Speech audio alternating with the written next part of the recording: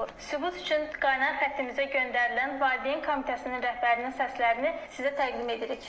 Yadıma düşdü ki, müəllimlər günü 10 gün qalıb. Səhv eləmirəmsə keçən il 25-dən yığmışdı. O il 30-dan yığacaq fənn müəllimələrinə. Çünki çatmır. Heç olmasa hər fənn müəlliməsinə sinif adına 20 manat verir. 30 manatdan yığacaq qızlar. Roza müəllim 20 manat, 10 manat fənn müəllimələrinə. Qızlar, bir də ki, burada bir söhbət var. İndi mən sizə deyim də.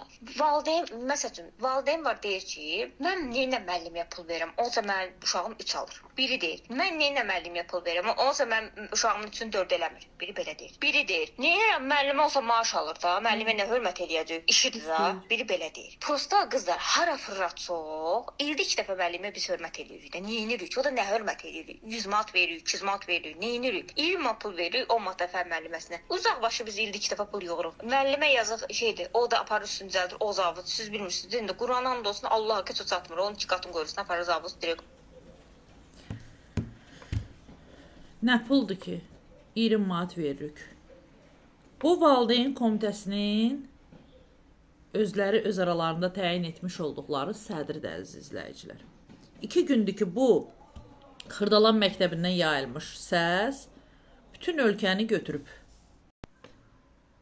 Və siz təsəvvürünüzə gətirin ki, burada müəllim artıq töhmətlə qarşı-qarşıyadır. Valideynlərin isə bir qismi buna öz etirazlarını bildirirlər. Ki, burada müəllimin səsi yoxdur. Bax, həmişə, hər məktəbdə, hər il, hər məktəbdə yox, yəni dəfələrlə görmüşük ki, bir çox məktəblərdə, bax belə, öz başına, əlində bir gəlib 72 sabunla gəzən valideynlər ucbatından müəllimlərin başına oyun gəlir. Müəllimlər töhbətlə qarşılaşır, ən yaxşı halda.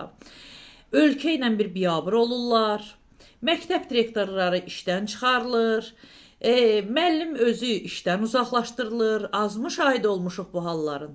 Amma bu valideynlər özlərinə yığışmır. Bax, bu qadın və bu qadın kimiləri. Əmin olun ki, bunu mən də valideynəm, şahid olmuşam. Bizdə də, mən də 18 il müəllimə işləmişəm. Xəbərimiz olmadan, bax, belə valideynlər çıxırdı ortaya. Özləri pul yığırdılar. Canfəşanlıq edib bütün sinifi valideynlərini məcbur edirdilər, pul yığırdılar və nəticədə özləri həmin o pulun, belə deyək də, kölgəsində öz işlərini görürdülər.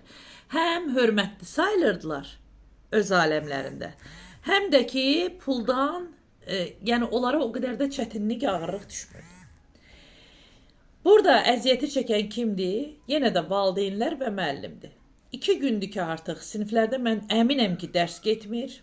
Ancaq valideynlər tanış jurnalistlərə müraciət edirlər ki, bu videolar silinsin, ora minnətçi düşürlər, bura minnətçi düşürlər. Ay balam, yığışdırın bu biabırçılığı.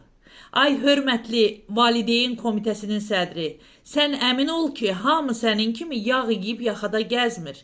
Elə insanlar var ki, o deyir sizə ki, nədir ki 20 manat? O 20 manatı qazanmaq üçün, bax burada, Əcəmidə 3-cü mikrorayon dairəsində körpünün altında əlində cihazları günlərlə durur.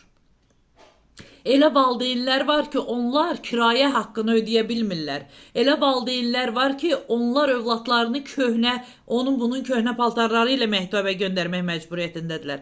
Və siz onları hər kəsin içində utandırırsınız. Onlar məcburdular siz pul yığdığınız zaman sizlə ayaqlaşsınlar. Övladlarına pul xərcləməsinlər. Bəlkə də onlar qəpiyi üstə qoyub həmin o müəllim gününə pul verirlər. Amma uşaqlarına səhər yeməyi yedizdirib yola sala bilmirlər. Çünki sizin kimi xanımcalar pul yığır müəllimə yaxşı görünmək üçün və nəticədə də o uşaqlar məktəbə ac gəlmiş olur.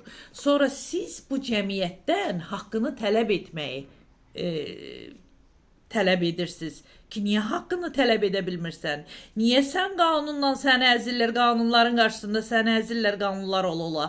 Nəyə görəsən? Çünki siz, bax belə, bu cür yaltaq, bu cür başqasına yaxşı görünmək üçün çalışan valideynin övladı ancaq ona baxıb örnək götürəcək.